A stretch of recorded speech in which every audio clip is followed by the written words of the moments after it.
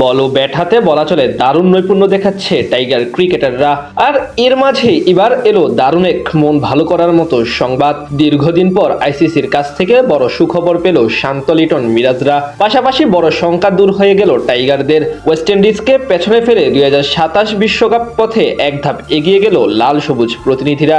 কিছুদিন আগেই নিউজিল্যান্ডের বিপক্ষে ঘরের মাঠে 2-1 ব্যবধানে সিরিজ জিতেছে বাংলাদেশ দল। এর আগে পাকিস্তানের পাশাপাশি ক্যারিবীয়দের সাথেও একই পার্থক্যে ওয়ানডে সিরিজ হারিয়ে বলা চলে এই ফরম্যাটে বেশ ভালো অবস্থানে আছে মিরাজ বাহিনী। তার উপর এবার ইন্টারন্যাশনাল ক্রিকেট কাউন্সিলের বার্ষিক হালনাগাদে শক্ত অবস্থান ধরে রাখলো বাংলাদেশ। একসময় 50 ওভারের ম্যাচে দুনিয়ার অন্যতম সেরা এবং সমীহ করার মতো দল ছিল টিম টাইগার্স, কিন্তু গেল কয়েক বছরের পারফরমেন্স অনেকটাই পিছিয়ে দিয়েছে শান্ত মিরাজদের। সেই দুঃসময় কাটিয়ে এখন ধীরে ধীরে আবারও নিজেদের চেনা ছন্দে ফিরতে শুরু করেছে ক্রিকেটাররা। সেই ধারাবাহিকতায় কিছুদিন আগে র্যাঙ্কিংয়ে ক্যারিবীয়দের পেছনে ফেলেছে মিরাজ বাহিনী। 2025 সাল থেকে এখন পর্যন্ত সময়ের বার্ষিক হালনাগাদ প্রকাশ করেছে আইসিসি। সেখানে র্যাঙ্কিংয়ে টাইগারদের উন্নতি না হলেও নিকটতম প্রতিদ্বন্দ্বী ওয়েস্ট ইন্ডিজের সাথে ব্যবধান বাড়িয়ে এগিয়ে রয়েছে বাংলাদেশ। এতে নবম স্থানে নিজেদের অবস্থান আরো দৃঢ় হলো তাদের। আইসিসির বার্ষিক হালনাগাদকৃত ওয়ানডে র্যাঙ্কিংয়ে দেখা যাচ্ছে 84 রেটিং পয়েন্ট নিয়ে টাইগারদের অবস্থান নবম স্থানে। বাংলাদেশের চেয়ে এক ধাপ পেছনে ওয়েস্ট ইন্ডিজ। ক্যারিবীয়দের রেটিং কমে হয়েছে 74, যা বাংলাদেশের চেয়ে 10 পয়েন্ট পিছিয়ে। তাদের 3 পয়েন্ট কমার বিপরীতে টাইগারদের পয়েন্ট আবার এক ধাপ বেড়েছে, যদিও দুই দলেরই র্যাঙ্কিং অপরিবর্তিত রয়েছে।